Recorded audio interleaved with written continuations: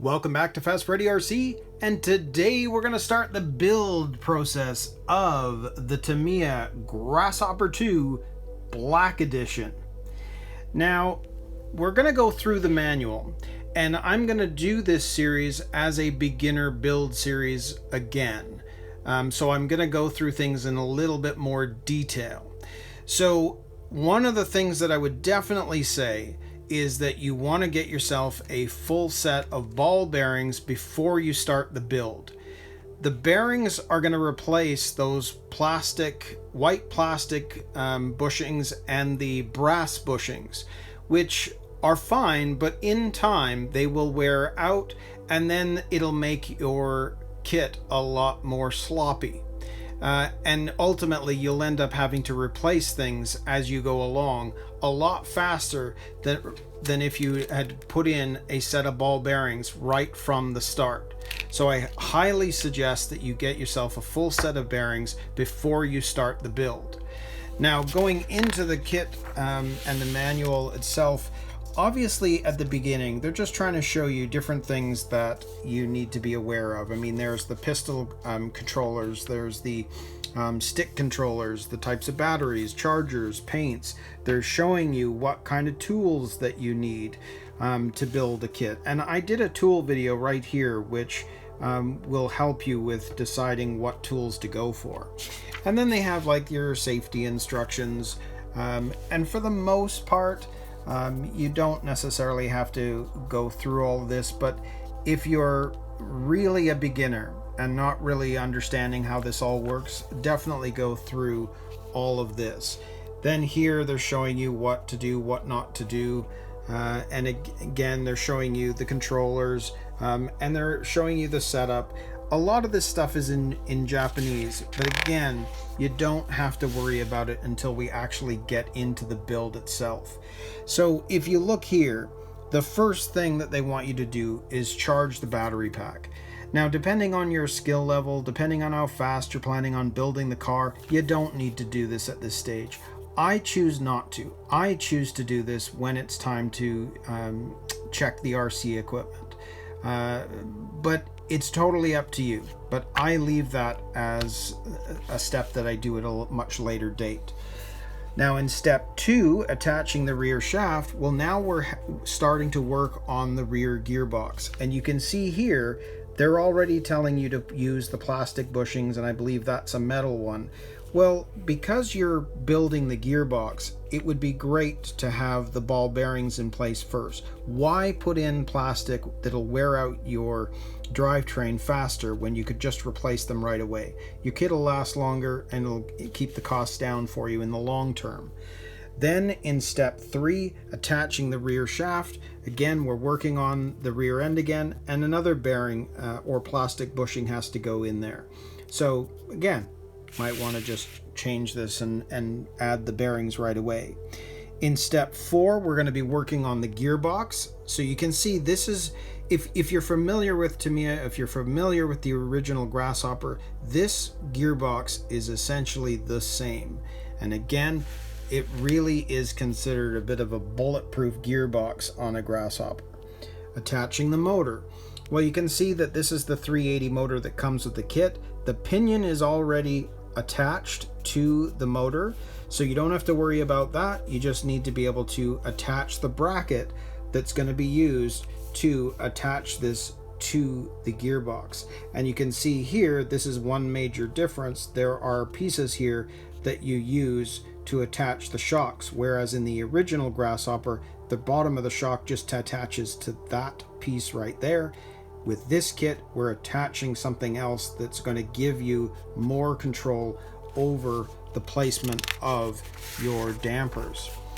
Then in step 6, well, this is where we're talking about the battery needing to be charged, because you're going to want to check the RC equipment. And I have a tool that I use that speeds up this process. But as this is a beginner kit, and you may not necessarily want to do that, I will actually do this as they show you here, connect everything, just so you can see how this all needs to be done. Then we'll move on to step 7, and we're going to attach the steering rods. So we've got to grab our servo, and we're going to need to attach those rods, as well as the bracket pieces that are going to be used to attach the servo to the chassis, which you can see here.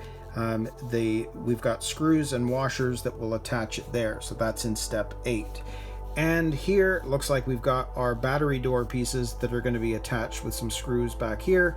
And then there's another piece here, which I'm going to assume is for the antenna. But I mean, we'll see. I'm pretty sure that's what it's for. And then of course here we've got to attach everything. Now, for the most part, most of the kits, if they come with an ESC at all, come with a hobby wing. So what you're seeing here is, if this was a Tamiya ESC that's included in your kit, it's a relatively easy thing because it's designed specifically for a Tamiya ESC. Because yours is probably a Hobby Wing 1060, and of course what I've just found out with mine, that it's going to be a Carson ESC, because I ended up getting this kit from Germany. It was the only place that I could find a Black Edition kit. My ESC is not going to fit in there like that, so we're going to have to figure that out together. And then in step 9, we're going to be securing the cables, and it's just basically to clean this up, get them out of the way so they're not interfering with body placement or anything that's moving. Then of course in step 10, we're going to be working on the rear axle stays, and these two pieces here are the reason that back end has a rolling rear axle as opposed to the solid rear axle. So you just have to be careful with the placement of these springs. Then in step 11, attaching the gearbox. Again, you're going to need to be careful with the placement of the drive shaft in terms of where that is going to fit. You need to have this above the spring, because when it's flipped over, that's what's going to help that rolling rear axle sit properly when it's stationary and on a straight. You want that in the right spot so that the axle will roll properly. Then in step 12, well, depending on the kit you have, you can either do, you'll be working on it this way if yours didn't come with the oil-filled shocks. But I will be skipping these steps and going to the supplemental manual for the oil-filled shocks. But ultimately, these, you can see that they're showing you how to put everything together if yours just comes with the pogo sticks or the coilover springs, etc. Attaching front coilover springs, same thing. On this kit, it does come with the oil-filled shocks, but this is how you would do it if yours does not.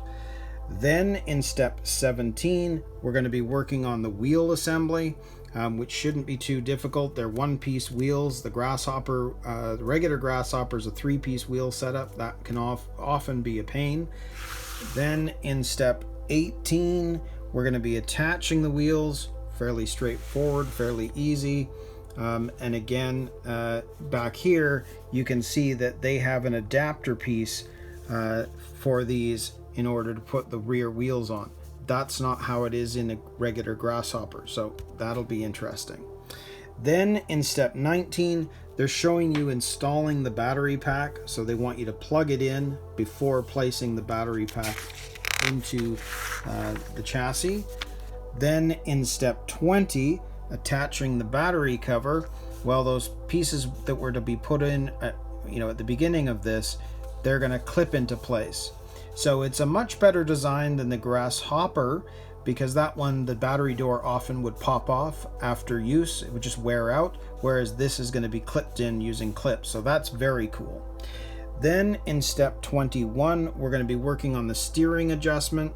And this is where you're going to need to figure out where those need to be to make sure that the wheels are correct. So you may end up popping those off, turning them, making sure that the wheels are facing the right direction, or using your radio trims. But I'll walk you through all that, so we'll get to that step when we get there. Then in step 22, we're now in bag D, we're going to start painting everything. So we need to paint our driver figure. Now, I'm going to use different colors, I'm sure, but this you could certainly do any which way that you like, because there's no real reason to stay with box art. I don't even know what I'm going to do yet. I haven't got that far. But I won't be painting the body because it's already molded in black. So after we've painted the driver, we'll attach him to the top with this screw right here. Then in step 23, the markings. Well, this is a Grasshopper II manual. So it's showing you the placement of all of the decals as they are on a Grasshopper II. But again, there's a supplemental instructions that will walk us through how to do that for the Black Edition. So it's a little different. And then in 24, we're going to be attaching the body. So it's a fairly straightforward build.